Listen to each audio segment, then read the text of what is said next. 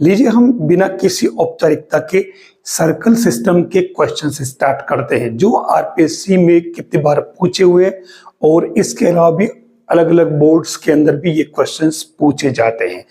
पहला क्वेश्चन आपका दे रखा है, दो सर्कल है आपके पास में, दोनों ही सर्कल के इक्वेशन आपके सामने। मैं एक काम करता हूं, सर्कल इस फर्स्ट वाले को S1 और दूसरे वाले को मैं S2 नाम दे देता हूं। और ये पूछ रहा है उभयनिष्ठ जीवा है उसका इक्वेशन क्या होगा, ये इसने पूछा है। इसका मतलब पक्की बात, ये दोनों एक दूसरे को इंटरसेक्ट कर रहे होंगे। जैसे आपका एक सर्कल ये S1 हो गया और दूसरा सर्कल आपका ये हो गया S2, ठीक है। तो उभयनिष्ठ जीवा जो होगी इसकी ये बन जाएगी, जिसको अपन नाम दे देते हैं AB। सेंटर इन दोनों के ये बन जाएंगे। ये खास प्रॉपर्टी, चलो इसका सेंटर आप और इसका सेंटर ओडेस मान ले, ठीक है। अब ये कह रहा है कि इस उभयनिष्ठ जीवा AB की लेंथ क्या होगी। कोई भारी काम नहीं है, हमें S1 और S2 को दोनों को घटा देना है।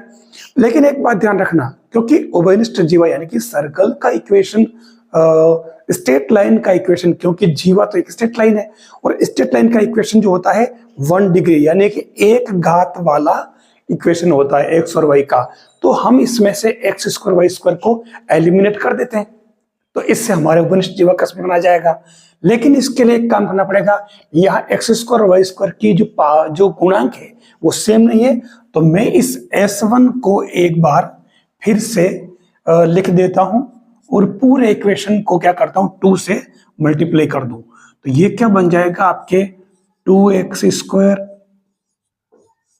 2y स्क्वायर 4x और ये 12y और प्लस 18 इक्वल टू 0। मैं 0 इस सर्कल के अंदर घुसा देता हूं, ठीक है। अब इसमें क्या करना, हमें निकालना है S1 minus S2 equal to 0।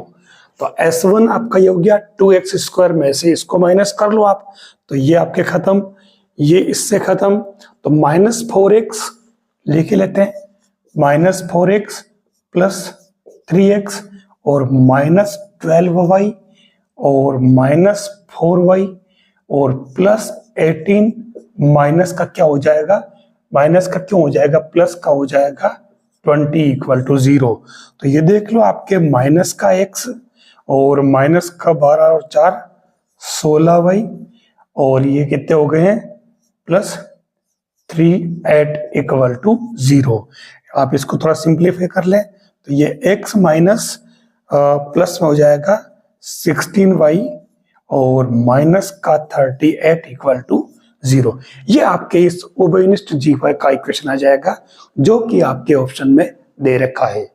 Next question देखिए सर्कल सिस्टम का, ये आपके सामने क्वेश्चन है, ऑप्शन भी आपके सामने। क्वेश्चन कह रहा है कि दो सर्कल दे रखे हैं और ये सर्कल दोनों एक दूसरे को एक्सटर्नली स्पर्श करते हैं, तो स्पर्श बिंदु के कोऑर्डिनेट क्या होंगे ये पूछ रहा है। क्या करोगे आप, कुछ नहीं है, आप सिंपल सा काम है, क्वेश्चन को समझना जरूरी है, ठीक है। ये इंटरसेक्ट नहीं कर रहे, स्पर्श कर रहे हैं, ठीक है। पहला सर्कल में इसको C1 नाम दे दूं, दूसरा C2 दे देता हूं। अब ये कह रहा है कि इस स्पर्श बिंदु के कोऑर्डिनेट आपको निकालने हैं। हम एक काम करते हैं, इन दोनों के केंद्रों को मिला लेते हैं O और O', और O यानी कि पहला सर्कल, इसके केंद्र के कोऑर्डिनेट क्या बन जाएंगे आपके, देख लो 3 और इसका केंद्र क्या बन जाएगा, ये जो सर्कल है ये सेंटर से पास हो रहा है, ओरिजिन से पास हो रहा है, ठीक है, और √2 इसकी रेडियस है, तो ये यहां पर 0 0 हो जाएगा। अब इसने जो कहा है उसके बेस पे अपन चलेंगे, ये इस पॉइंट के कोऑर्डिनेट निकालने हैं। हम एक काम करते हैं, इसकी रेडियस निकाल लेते हैं पहले वाले सर्कल की।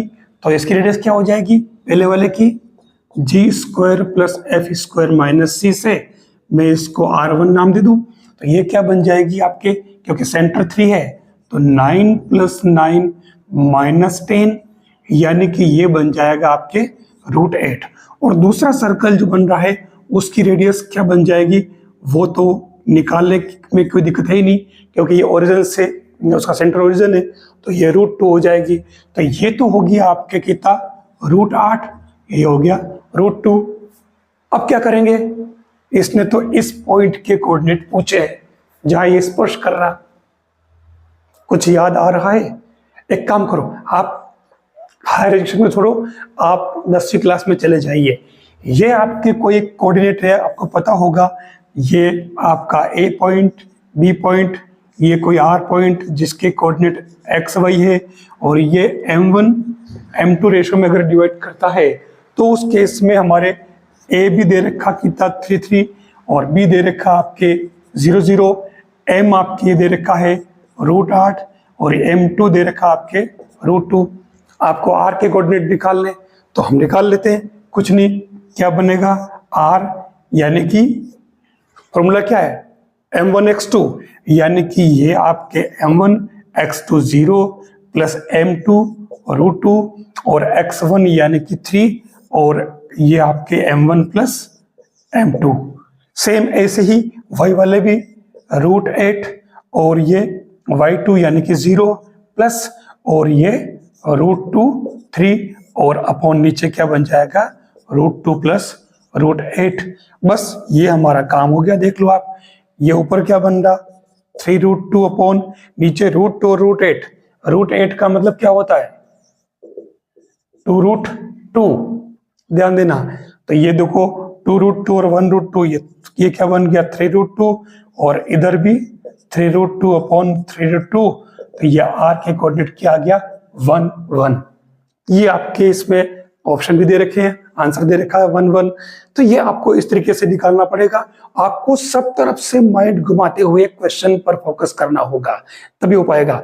हर क्वेश्चन में यथासंभव आप डायग्राम से स्टार्ट करें। क्वेश्चन का डायग्राम कैसा बनेगा, जब तक डायग्राम को फोकस नहीं किया तब तक आप क्वेश्चन में अंदर नहीं जा पाएंगे। नेक्स्ट जो क्वेश्चन है आपके वो भी 2D का है और वो सर्कल का ही है। क्वेश्चन कह रहा है, जो आपके सामने दे रखा है, ऑप्शन भी दे रखे हैं। क्वेश्चन कह रहा है कि जो लाइन दे रखी है 3x + 4y = 25 और दूसरा दे रखा है आपके सर्कल का इक्वेशन x² + y² = 25। ये कह रहा है कि ऐसा कौन सा इन चारों में से जो पॉइंट है उस पॉइंट पर ये लाइन इस सर्कल की टेंजेंट होगी, यानी इस स्पर्श रेखा के बारे में बात कर रहा है। तो हमें ये पता होना चाहिए कि एक सर्कल के लिए, जैसे मान लो कोई सर्कल आपके होता है x² + y² = a² और इसके पॉइंट P x1 y1 पर अगर अपन टेंजेंट की बात करें तो क्या होता है x1 y1 = a²। ये इसकी टेंजेंट बननी चाहिए।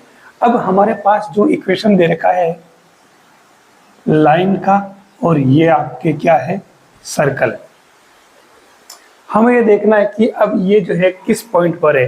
तो क्या करोगे, जैसे x1 + y1 a² दे रखा है, आप क्या करेंगे x1 और y1 की जो वैल्यू है वो इन चारों में से अलग अलग पुट करके देख लें। तो अगर वो इसको सेटिस्फाई कर रहा होगा इसका मतलब वो उस पॉइंट पर इसकी टेंजेंट है। तो पहला जो दे रखा है आपकी क्या दे रखा है, वो दे रखा है आपके 4 3। तो 4 3 का पुट करोगे तो ये क्या बन रहा है आप देख लो 12 + 12 = 25। सेकंड दे रखा है 3 4। तो आप इसमें देख लो ये 3 और ये x की जगह 3 और 4 और y की जगह भी 4, तो =25 आपके आ रहा है। देख लो, इसका मतलब आपके ये सेकंड वाला ऑप्शन करेक्ट है। टेलीग्राम पर CMPC चैनल को अभी ज्वाइन करें और पाएं महत्वपूर्ण PDF और महत्वपूर्ण सूचनाएं। वीडियो देखने के लिए धन्यवाद। अन्य वीडियो देखने के लिए चैनल को अभी सब्सक्राइब करें।